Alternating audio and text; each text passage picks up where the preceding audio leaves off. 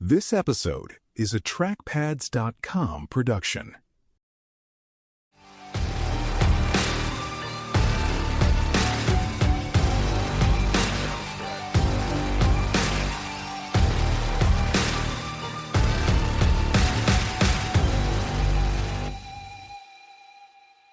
Welcome to Headline Wednesday from Dispatch U.S. Military History Magazine, developed by trackpads.com. Each week, we take one pivotal moment from United States military history and follow it from the first warning signs to the final outcome. Today, we go to the Normandy coast in the Second World War for the story of Omaha Beach on D-Day. The morning light over the English Channel on June 6, 1944, was gray and flat. Landing craft filled with soldiers from the United States 1st Infantry Division and 29th Infantry Division pushed toward a strip of sand codenamed Omaha. When the ramps dropped into waist-deep water, men stepped into shock. Machine gun fire tore across the surf, mortar bursts walked along the tide line, and shells struck sand, water, and steel obstacles. Many of the amphibious tanks meant to support them had already gone under in the rough seas, leaving the infantry brutally exposed. From the first moments, the landing felt wrong. On paper, the plan promised the beach softened by bombardment. Enemy guns were supposed to be smashed, obstacles broken, and the first waves given a fighting chance to cross the open sand. What greeted them was very different. Naval gunfire had lifted, bombing had missed or drifted inland, and German strongpoints built into the bluffs were still alive. From those concrete positions, machine guns, artillery, and anti-tank guns fired straight down the beach. Men ran, crawled, or fell behind steel obstacles and the thin shingle line near the high water mark. Omaha had become a trap. The chaos spread across the beach. Landing craft burned, spun in the shallows, or took direct hits. Medical corpsmen dragged wounded men into whatever shelter they could find. Combat engineers, burdened with explosives and equipment, tried to reach the mined obstacles and wire, but were often cut down before they could do their work. Radios failed. Officers were missing. Entire companies were reduced to scattered clusters of survivors who had never trained together. To many of the men pinned to the sand, it looked as if the invasion was failing in front of them. Yet, even in those brutal first minutes, another pattern began to emerge.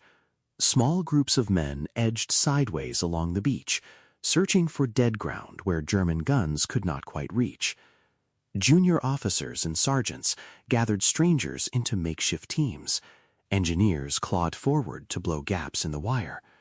The fight was no longer following the neat timetable written in the planning rooms.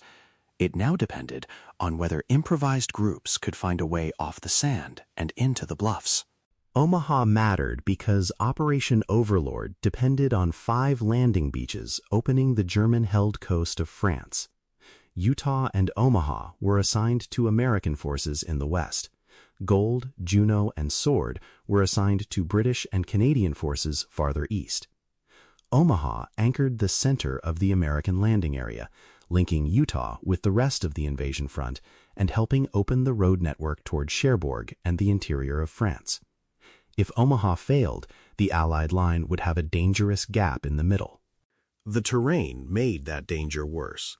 Omaha was a crescent of sand backed by steep bluffs, broken only by a few draws and gullies leading inland. German defenders had spent years turning those exits into choke points with mines, barbed wire, trenches, concrete bunkers, and interlocking fields of fire. On June 6th, elements of the German 352nd Infantry Division were present in greater strength than Allied planners expected. That meant more rifles, more machine guns, and more artillery waiting above the beach. The stakes reached far beyond one stretch of sand. Allied commanders needed Omaha open so follow-on waves of troops, vehicles, and supplies could come ashore. If the beach stayed a killing ground, later units would have nowhere safe to land. A failed landing could force withdrawal, shatter the invasion timetable, and leave the Normandy bridgehead dangerously divided. Politically and strategically, the Western Allies were finally returning to mainland Europe. A disaster at Omaha would have emboldened German commanders and shaken the alliance. The battle had been shaped long before the first ramp dropped. German engineers had poured concrete into the coast, wired the exits, buried mines, and built weapons positions to sweep the landing zones. Allied planners knew they faced a fortified shore, but they had to spread bombers and naval gunfire across all 5 beaches.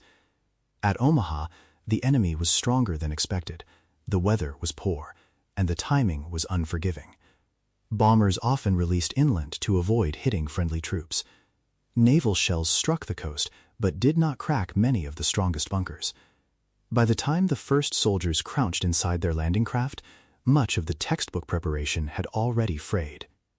When the first assault waves landed, the gap between plan and reality became clear in seconds. Currents and navigation errors put some units down in the wrong places, directly in front of strongpoints they had not expected. Amphibious tanks sank, arrived late, or appeared in scattered numbers. Soldiers stepped into machine gun fire before they could clear the boats. Others jumped early and struggled through deep surf under the weight of their equipment, with tracer fire stitching the water around them. On the sand, survivors used anything they could find for cover. Obstacles meant to wreck landing craft became shields against direct fire. Engineers crawled toward wire and mines under direct observation, setting charges when they could and dying when they could not. In places such as Dog Green, companies of the 116th Infantry suffered especially heavy losses. Leadership thinned in minutes, and sergeants, corporals, and even privates had to decide whether to remain pinned or move. Farther up the beach, stragglers from different companies and regiments found themselves pressed into the same shallow folds of ground. A lieutenant might gather riflemen, engineers, and a machine gun team that had never worked together before.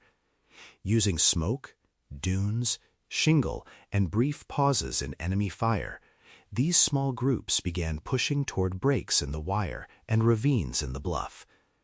Every move forward meant standing into fire for a few seconds, sprinting and dropping flat again.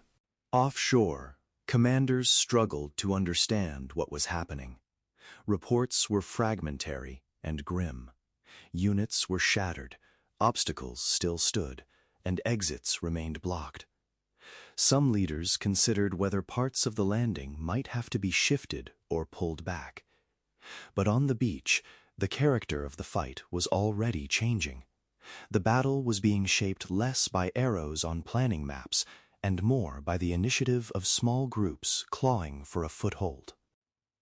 The turning point came from a combination of anger, judgment, and improvisation.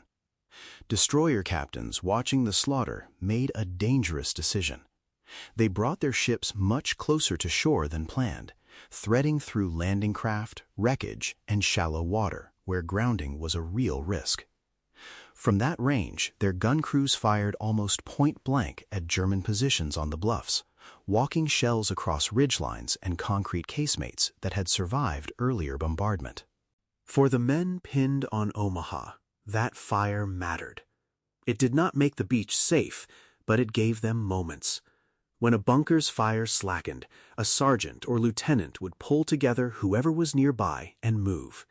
These were not intact companies anymore. They were improvised bands of riflemen, engineers, machine gunners, and radio operators. Rank still mattered, but so did nerve, instinct, and the ability to see where the next few yards of cover might be. The terrain that had made Omaha deadly also offered narrow chances. Small gullies and erosion cuts ran up the bluffs. If men hugged the sides and stayed low, they could move through them.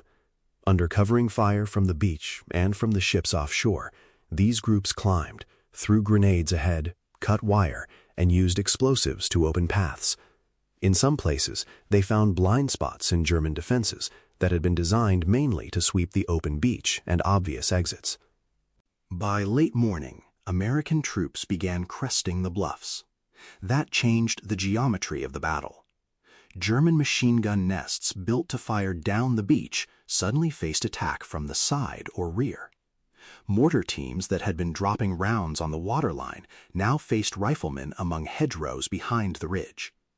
Confusion spread through German positions as reports came in of enemy troops appearing where they were not supposed to be.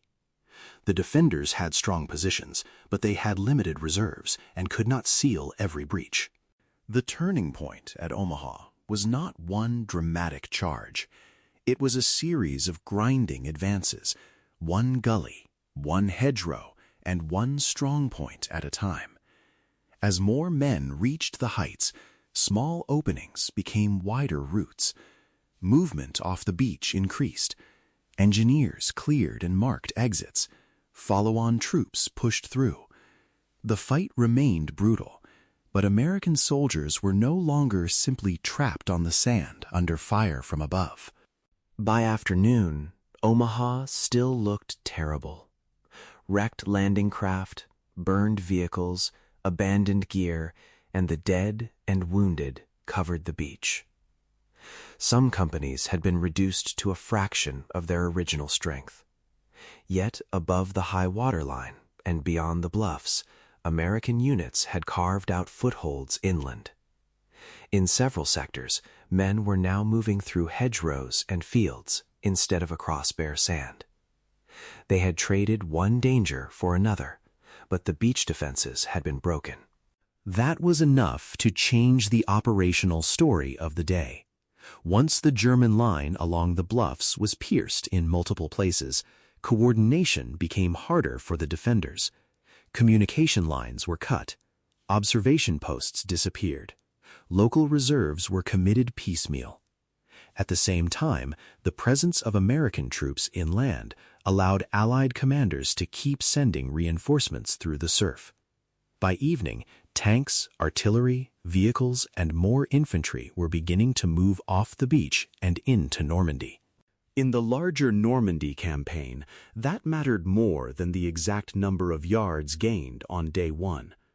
Omaha remained costly, and the bocage fighting beyond the bluffs would bring its own brutal challenges. But the feared outcomes did not happen. The landing did not fail.